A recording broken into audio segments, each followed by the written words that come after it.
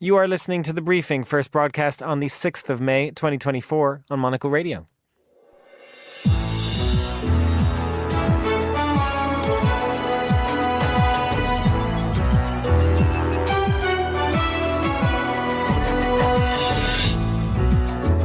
Hello and welcome to The Briefing, live from Studio One here at Midori House in London. I'm Chris Cermak. Coming up on today's programme, Chad faces elections today that could cement the country's place under Russia's thumb tomorrow.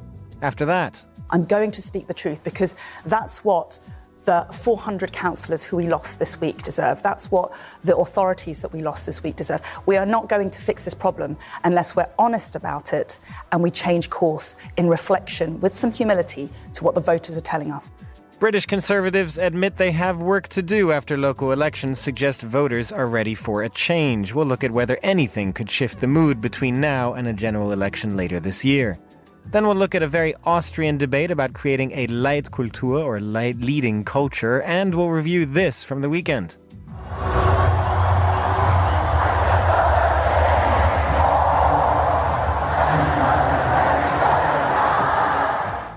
Monocle's Fernando Augusto Pacheco is here to tell us all about Madonna's performance in Brazil and why the death of sex in movies may be exaggerated. All that right here on The Briefing with me, Chris Cermak.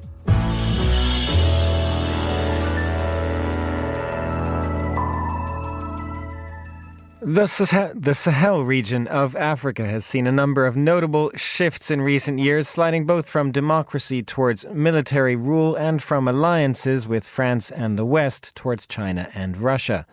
Niger, Mali and Burkina Faso are the three countries that have shifted their allegiances most dramatically, but the question today is whether they could be joined by Chad, which holds elections that may or may not be free and fair, not least because President Mahamat Idris Déby's main opponent was killed during a protest back in 2022. Well, joining me now is Rebecca Tinsley, former BBC journalist and founder of Network for Africa. Rebecca, great to have you on the show. Chad's current president, Déby, is unpopular, but is there any expectation that he will not win these elections? Regrettably, it looks as if he's sort of fixed the situation, so it is inevitable he will win. The first thing that he did was make sure that the electoral administration of Chad, in other words, the people who control the voting machinery, are all loyalists of his family, the Déby family, who have been in power in Chad for the past 35 years. The next thing he did was to either disqualify opponents or, as you mentioned, have them killed. One of those opponents, Yaya Dillo, was killed as recently as February. And it's worth noting that this is a family, the Déby family, who are not sentimental about blood links because Yaya Dillo was actually his cousin. And all of this happens against a backdrop of a brutal, repressive regime that has always used intimidation to get what it wants, which is to remain in control. When it comes to those blood links, it sounds like they're also not particularly shy about abandoning positions of the past, are they? President Déby's father had a quite long history of relations with the West, but what we're seeing under the current President Déby is a bit of a shift on that towards Russia, isn't it? How clear is that shift? Well, he's asked America's 100 troops in Chad to leave, but it is thought that this was done entirely to pander to public opinion in Chad, which is quite anti-Westerner. However, people I spoke to over the weekend in Chad told me that this is probably just a game, that he's playing off one suitor against another. He met Putin, as you mentioned, in January. But he also, he knows that he's kept in power basically by France, which has 1,000 members of the French Foreign Legion there. So I would say he's actually playing off one influential Western backer against another because he knows that all of them want to get their hands on the oil, the uranium, and the gold in his staggeringly poor country. How does that differ then from some of the other countries in the Sahel region, Niger, Mali, and Burkina Faso in particular? They seem to have perhaps picked sides a little more clearly here, but from, as you're suggesting, President Déby is playing both sides by comparison. Yes, he is. And he knows that he could be under attack for his role in the current conflict in Darfur next door, because he is allowing the United Arab Emirates to supply the Sudanese rebels with weapons from Chad's territory. But at the same time, he has a strength in that he is a host to at least 1 million refugees from conflicts in neighboring countries. So he is in quite a strong position. But at the same time, his father's administration was literally rescued by France. When I was there in Chad in 2017, there were still bullet holes in the room of my hotel from where some opponents of Idris Deby had tried to overthrow the government. And they had made it as far as about 100 meters from the presidential palace when some French jets turned up and bombed the column of tanks that was headed on its way to overthrow Idris Deby. So it's an exciting place if this is what you like.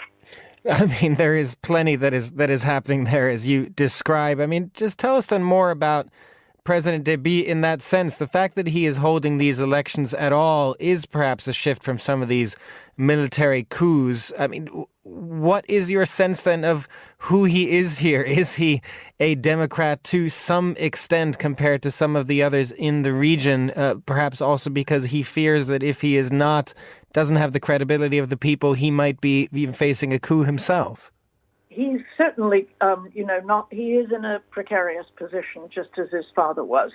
He's about 40 years old. He's not popular at all. And this election is purely performative. He wants to be seen to be going through this process.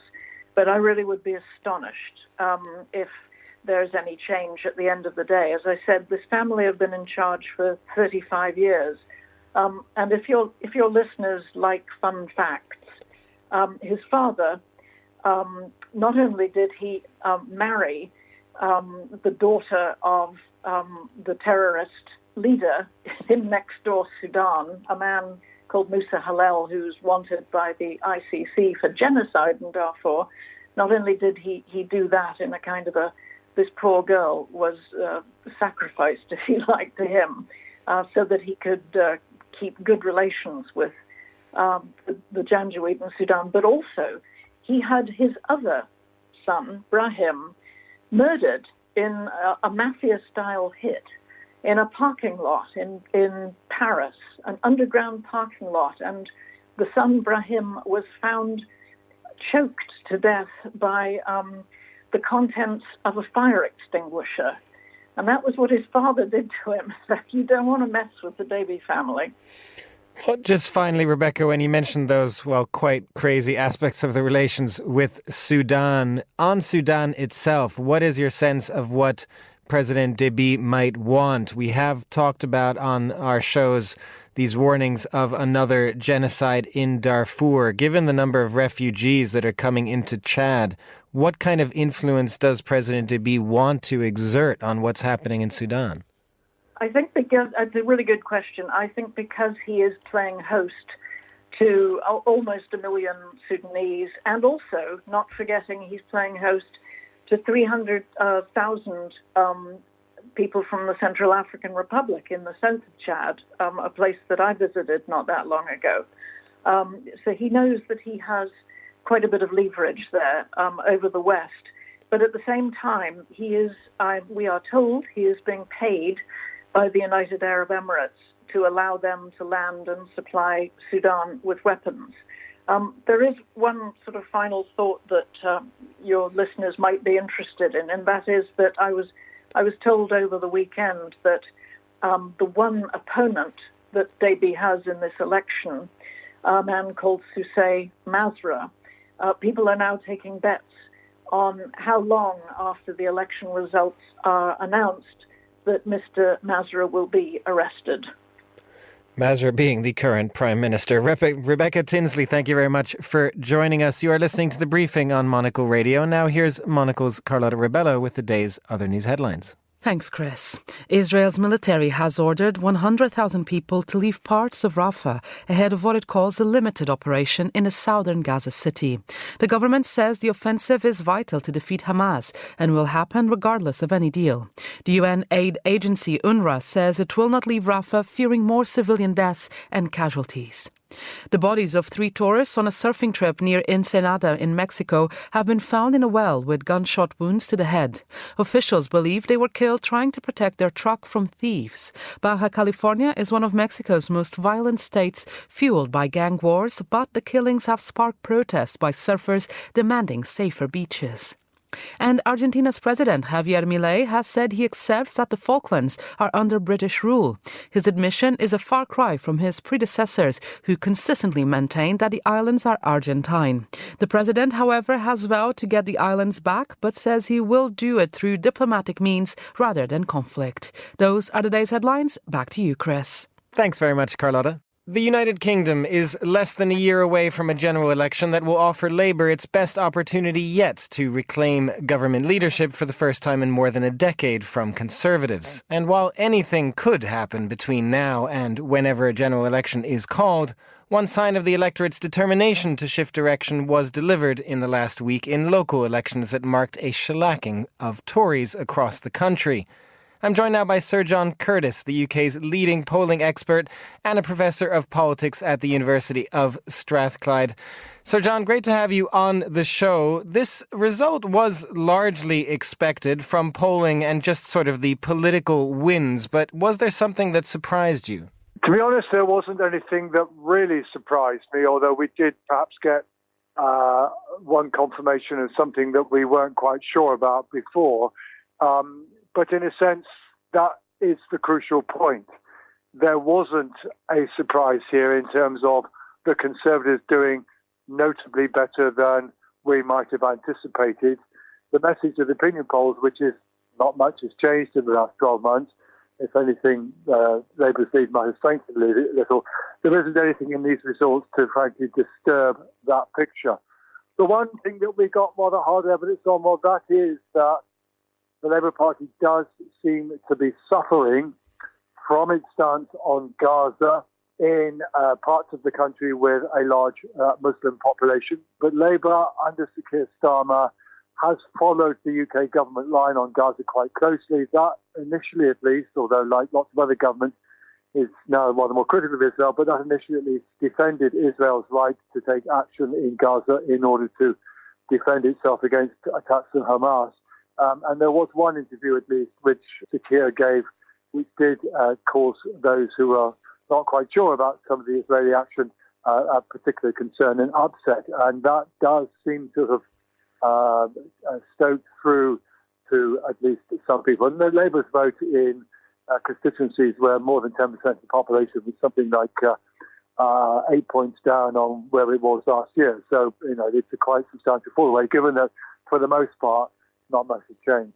Well, Sir John, if not much has changed, but Gaza is the one thing that perhaps has, I wonder what that says about the next few months for you. Is foreign policy actually the thing that could change? It's not typically something that an electorate watches that closely, but given the geopolitical situation now, whether it is Gaza, whether it is Ukraine, is that the kind of thing that you would be looking at also as a pollster in terms of where voters might either switch parties or stay home, get disaffected with what's happening in the country? Well, there's a clear distinction between the Ukraine and Gaza. On the Ukraine, I don't think there's much division inside the United Kingdom. It's a very small minority of people who think that Russia's invasion there has some degree of legitimacy to it. And of course, we don't have very much in the way of a Russian community.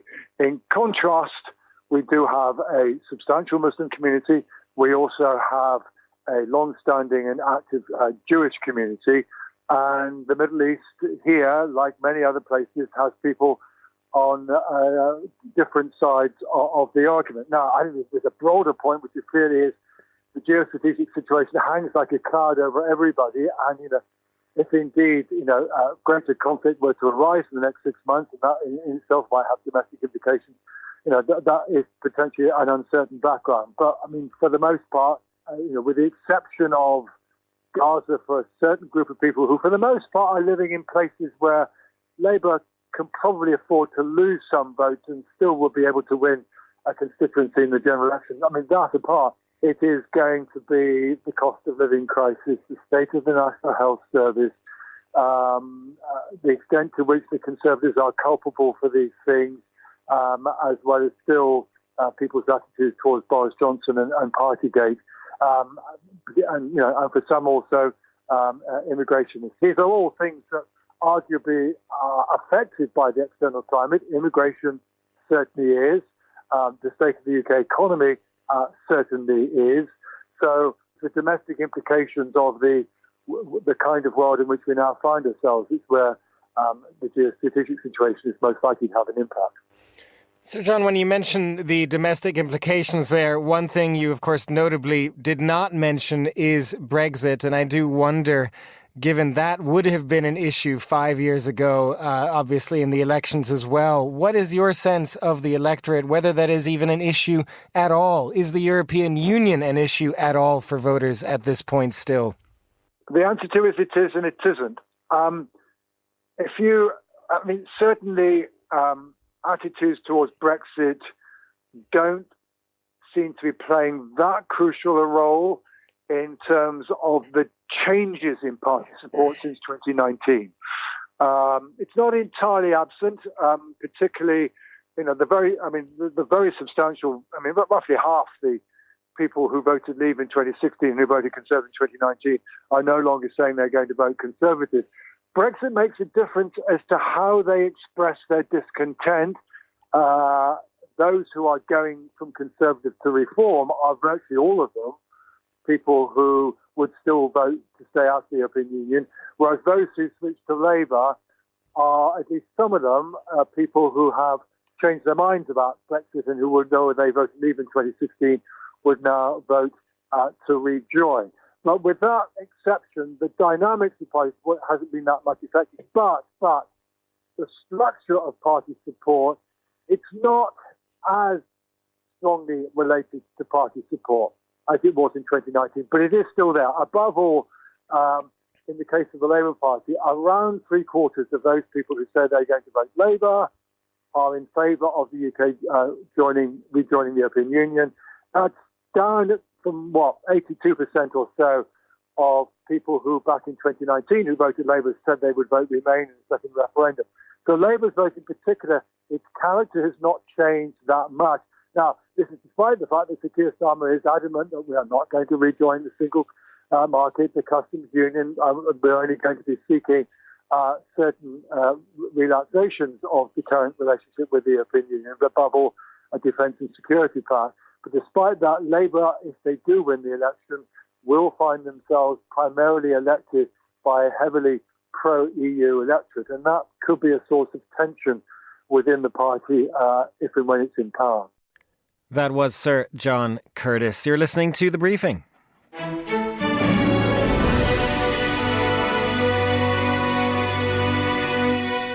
You're back with The Briefing on Monocle Radio. I'm Chris Cermak. Austria's Conservative Chancellor Karl Nehammer has ordered his government to come up with a plan to foster an Austrian Leitkultur, or leading culture. Leitkultur promotes the view that immigrants must assimilate to a set of local cultural values and was first articulated in Germany a few years ago, but quickly abandoned there after a popular outcry. To the Germans, it smacked too much of the master culture propagated during the Nazi era, but the concept has since been picked up by nationalist governments in neighbouring Hungary and Slovakia. In Austria, too, Leitkultur has provoked a discussion. Monocle's Alexei Korolev in Vienna reports. Wenn wir ein Land der Vielfalt, des Respekts, der Wertschätzung und der Toleranz sein wollen, dann heißt es... Chancellor Karl Nehammer first mentioned the idea of Leitkultur in a major policy speech he made back in January. Ich stehe zu dem Begriff Leitkultur. Was drückt aus? Speaking in a provincial concert hall, he laid out his vision for the future of Austria. This vision included protecting its culture, its Leitkultur, from being hijacked by immigrants, radicals and left-wing dreamers. Wir uns diese Leitkultur nicht von den Radikalen wegnehmen oder von den linken Träumern. This fear leads to we will lose our identity, they are threatening this Christian heritage, and what do we do about this? They don't accept our values. Ruth Wodak is Emerita Distinguished Professor of Discourse Studies at Lancaster University and author of The Politics of Fear, an examination of far-right political discourse across the globe. She says fear of foreigners has deep roots in Austria, long predating modern-day Islamophobia. In the 1930s, endemic anti-Semitism led to its enthusiastic embrace of Nazism, and after the Second World War there was widespread resentment at the influx of foreign workers, essential for the reconstruction effort. Everybody had thought that was sort of the hegemonic opinion. They were guests, so they would go back.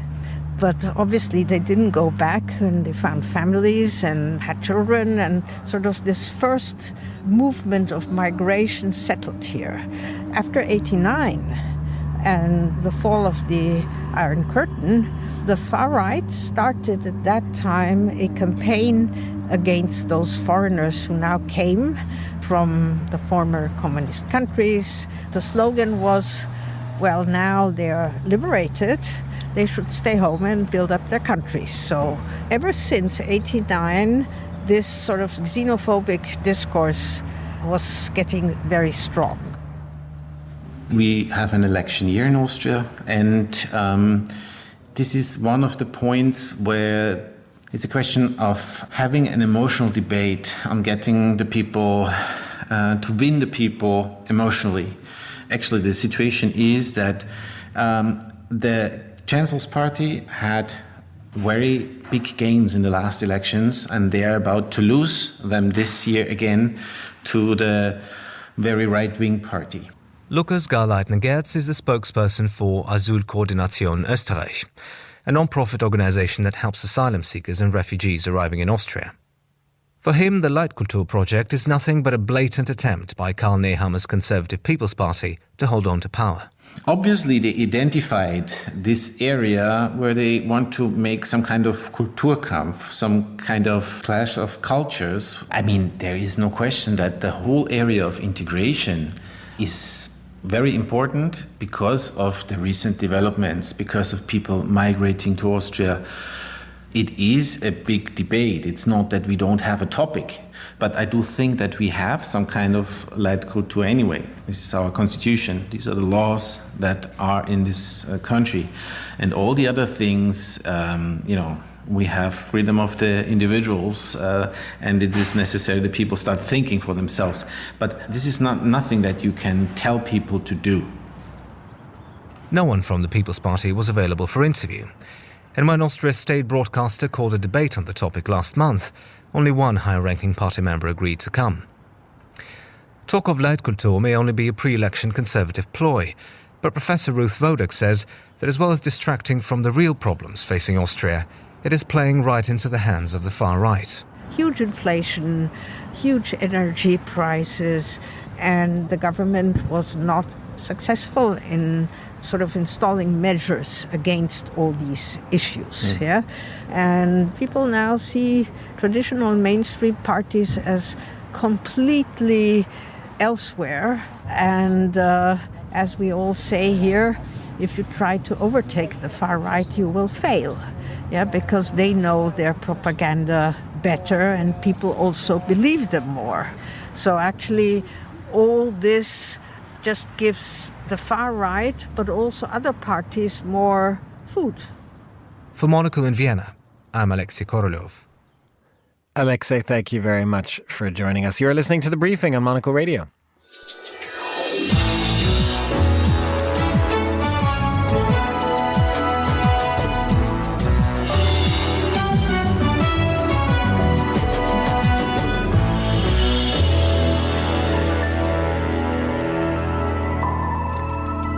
And finally, on today's show, I am joined for a culture roundup by Monocle's senior correspondent, Fernando Augusto Pacheco. Good afternoon, Faye. Good afternoon, Chris. We have a lot of interesting stories today. We do, and we're going to start with, I have to ask you a question first. Have you gotten over the fact that you were not sadly able to join Madonna in Brazil this weekend. You were thinking about it. I was thinking about it, and no, I still, I still regret it a little bit.